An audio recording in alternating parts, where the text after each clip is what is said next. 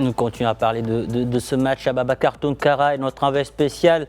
Il est au stade de Prince Moulay Abdellah à Rabat. Bonsoir Ababakar. Bonsoir Pape Cher. Alors, je le disais, on est à quelques heures du coup d'envoi du match qui va opposer le Maroc au Mali. Chacune des deux équipes voudra repartir avec les 3 points de la victoire. Certainement sur la pelouse, Maliens et Marocains ne se feront pas de cadeaux pour... Oui, je vous entends Pape Cher, je vous entends très bien.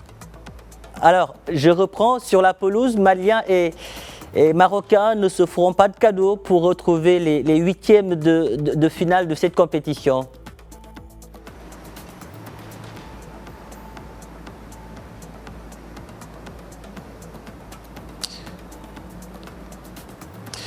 Mais bien sûr,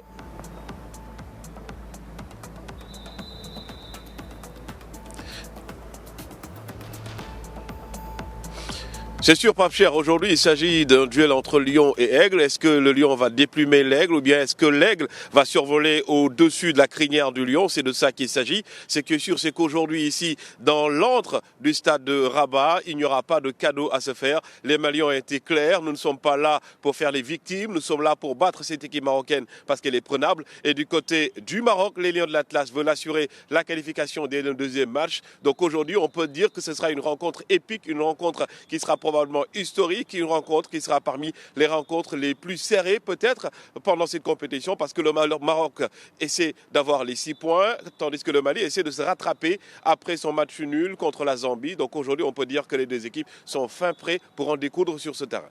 En tout cas, ce sera un choc décisif car après leur victoire face aux Comores, les Lions de l'Atlas seront très attendus ce soir. Ils n'auront pas droit à l'erreur.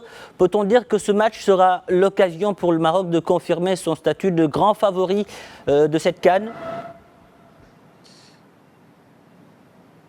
Mais bien sûr, aujourd'hui, c'est le véritable match test parce que contre les Comores, beaucoup s'attendaient à une victoire marocaine, même si elle a été poussive, notamment en première période. Mais contre également ce Mali aujourd'hui, il s'agit de jouer avec un gros calibre, une équipe que le Maroc aurait pu rencontrer plutôt en phase éliminatoire directe pendant les 8e, quart, demi ou même en finale. Aujourd'hui, le Maroc doit montrer qu'il est capable de jouer contre les grosses équipes parce que beaucoup critiquent en quelque sorte les performances du Maroc, même si elle a enchaîné les victoires. Beaucoup disaient que le Maroc ne jouait qu'avec des petites équipes. Aujourd'hui, c'est le moment de montrer que même face aux grandes équipes, les Lions de l'Atlas, les joueurs de Walid Regragui sont capables d'élever leur niveau de jeu, mais également de remporter une telle victoire haut la main. Justement, que nous réserve Walid Regragui? Hakimi sera-t-il de la partie? On attend avec impatience la liste des joueurs qui vont démarrer. Peut-on s'attendre à un grand changement? Ce qui est sûr, c'est qu'Achraf Hakimi... Pas forcément un grand changement, à part bien évidemment Romain Saïs qui ne sera pas probablement titulaire. Achraf Hakimi également, son cas est un cas à mettre entre parenthèses, plutôt en point d'interrogation, parce que même s'il s'est entraîné correctement lors des derniers entraînements, face à ce Mali aujourd'hui, il est fort probable que Walid Regragui le ménage au début, peut-être le faire entrer en cours de match, parce qu'il ne voudrait pas prendre de risques, il vient juste de revenir de blessure. L'idée, ce serait également, comme il a dit, de le faire jouer progressivement, peut-être pendant le 3e match, si bien évidemment le Maroc parvient à se qualifier aujourd'hui, lui donner du temps de jeu en attendant bien évidemment les phases à élimination directe. Aujourd'hui, Walid Regragui devrait partir sur les mêmes principes qu'il avait mis en place contre bien évidemment les Comores. À part Romain Saïs, on ne devrait pas probablement avoir de gros changements dans cette équipe. Ababakar Tounkara, les joueurs maliens l'ont dit, ils vont plus que mouiller le maillot. Aujourd'hui, qu'est-ce qui fait la force de cette équipe malienne, selon vous ?